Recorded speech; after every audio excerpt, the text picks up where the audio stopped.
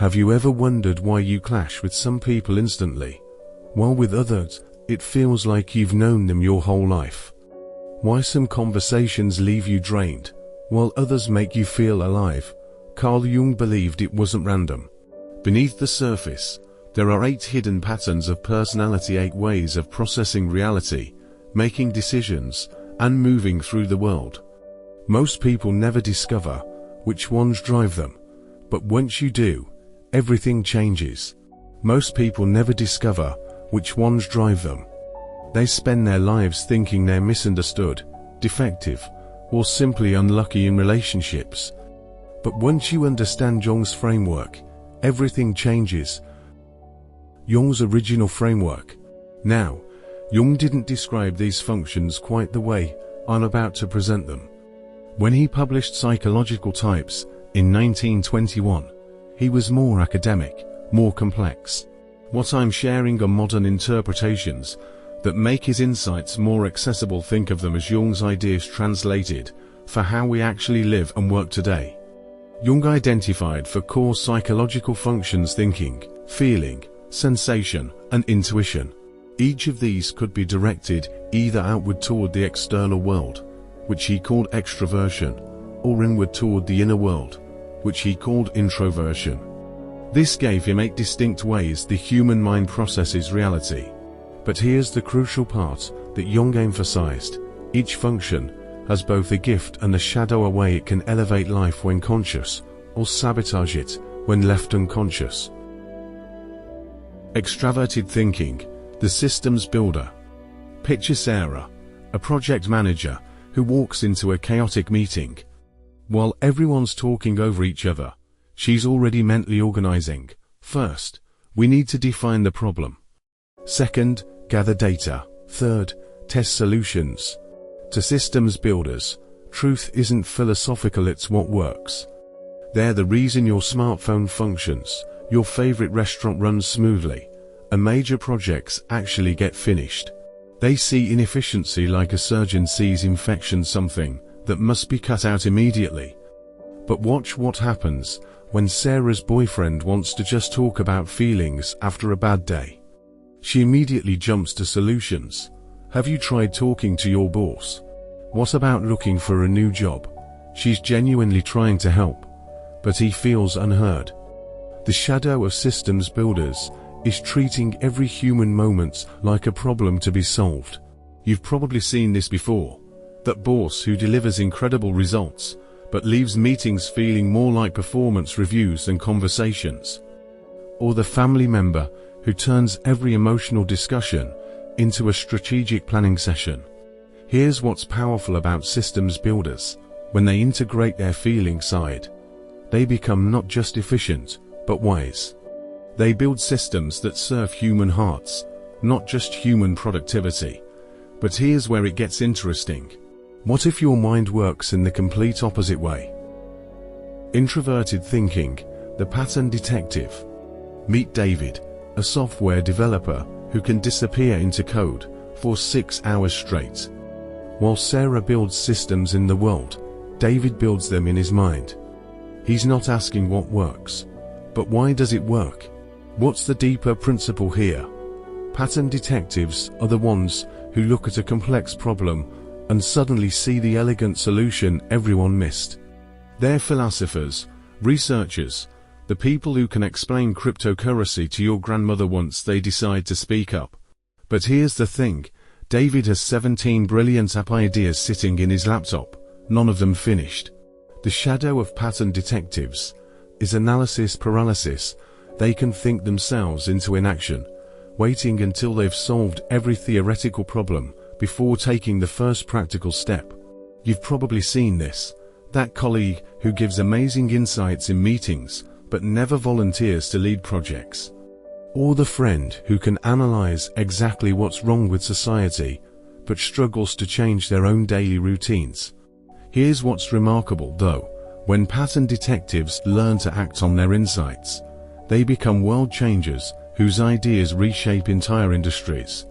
Now, what if instead of leading with thinking, your mind leads with the heart? Extraverted feeling, the harmony creator. Lisa walks into the office and immediately notices that Tom looks stressed. Sarah seems frustrated, and there's tension in the air from yesterday's meeting. Without anyone asking, she brings Tom his favorite coffee, compliments Sarah on handling the difficult client, and suggests the team grab lunch together.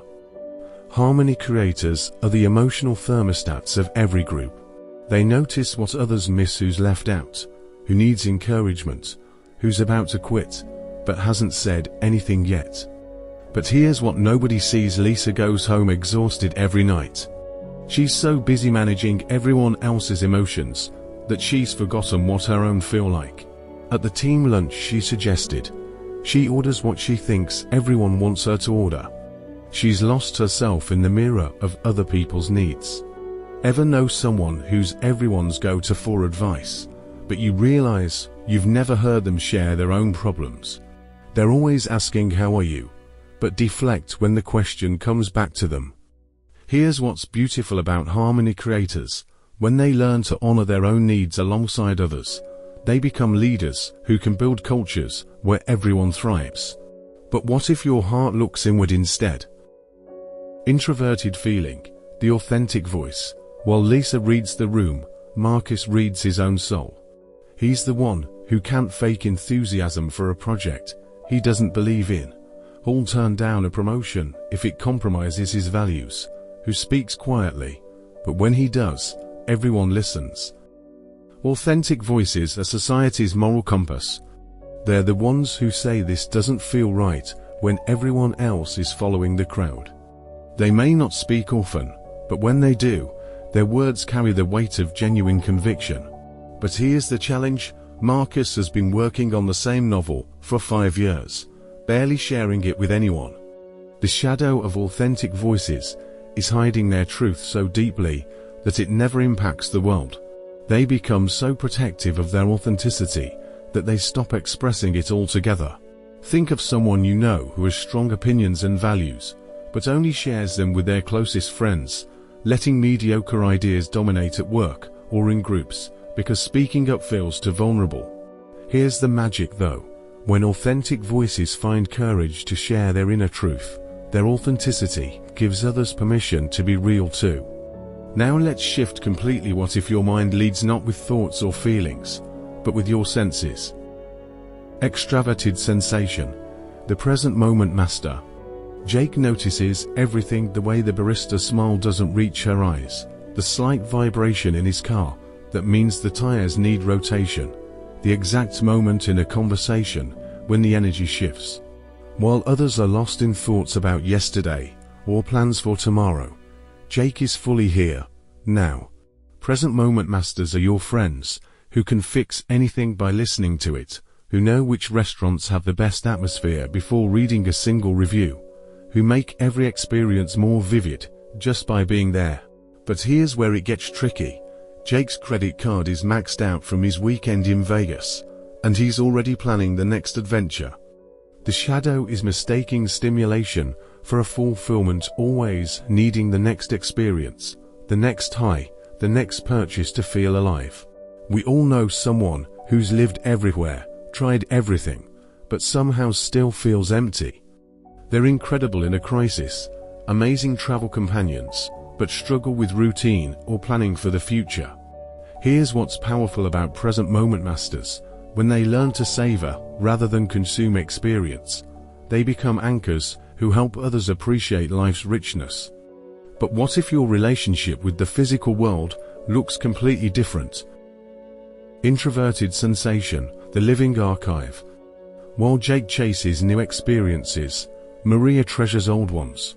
She remembers exactly how her grandmother's kitchen smelled, can tell you the story behind every item in her home, and notices when someone changes even the smallest detail about their appearance. Living archives are the keepers of memory and tradition. They're the ones who remember everyone's birthday, who preserve family recipes, who notice when institutions are losing their soul to rapid change. But here's where Maria gets stuck. Her company is struggling because she refuses to update their systems from the 1990s.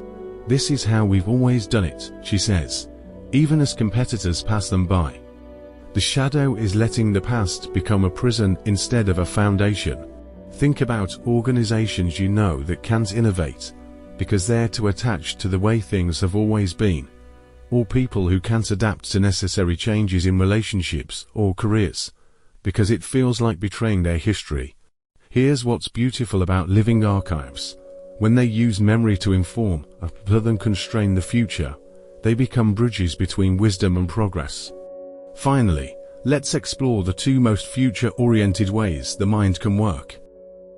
Extraverted intuition. The possibility generator. Emma sees connections everywhere. In one conversation, she connects quantum physics to cooking. Link your career struggles to a documentary she watched last week, and generate 5 business ideas before dessert arrives. Her mind is a constant fireworks show of what if. Possibility generators are the innovators and entrepreneurs who push humanity forward. They see potential where others see problems, patterns where others see chaos. But here's Emma's struggle. She has started 12 different projects this year and finished none of them. Her apartment is full of half-read books, abandoned hobbies, and business plans that never got past the exciting first phase. The shadow is being addicted to beginnings, but allergic to follow through. Ever know someone who's always starting new ventures, learning new skills, or making big plans, but somehow never has anything concrete to show for all that energy? They're incredible brainstorming partners, but terrible accountability partners. Here's what's remarkable about possibility generators. When they learn to channel their vision into sustained action, they become the architects of tomorrow. Introverted intuition. The pattern seer. While Emma sees possibilities everywhere, Alex sees the deeper patterns underneath. He has hunches that prove true, dreams that feel prophetic, and insights about where things are heading that seem to come from nowhere, but later prove remarkably accurate. Pattern seers are the mystics and visionaries who perceive truths before they can be proven. They're Jung himself, who mapped the unconscious decades before neuroscience caught up. They're the ones who sense the undercurrents beneath surface events. But here's Alex's challenge. He spends so much time in his inner visions that he forgets to pay his bills, misses social cues, and sometimes seems to live in a different reality entirely. The shadow is becoming so absorbed in future patterns or symbolic meaning that the present world feels foreign. Think about brilliant theorists or spiritual teachers you know who have profound insights but struggle with basic life management, or artists whose work is visionary but who can't navigate ordinary relationships. Here's what's profound about pattern seers. When they ground their insights in practical reality, they become prophets whose visions reshape how we see the world. Why this actually matters. Remember that unsettling conversation I mentioned at the beginning. Here's what Jung discovered. When a present moment master, focused on immediate sensory reality, tries to work with a pattern seer, focused on future symbolic meaning, it's like running to different operating systems on the same project. The present moment master thinks the pattern seer is impractical and unrealistic. The pattern seer thinks the present moment master is shallow and missing the bigger picture. Neither is wrong, they're just processing reality through completely different filters. Jung realized that most of the conflicts we experience, whether in relationships, at work, or within ourselves, come from these fundamental differences in how we take in and process information. Once you understand this, you stop taking personality differences personally. The real goal, integration. Here's Jung's crucial insight. You're not just one of these 8. You have access to all of them, but most of us overdevelop one or two, while completely neglecting others.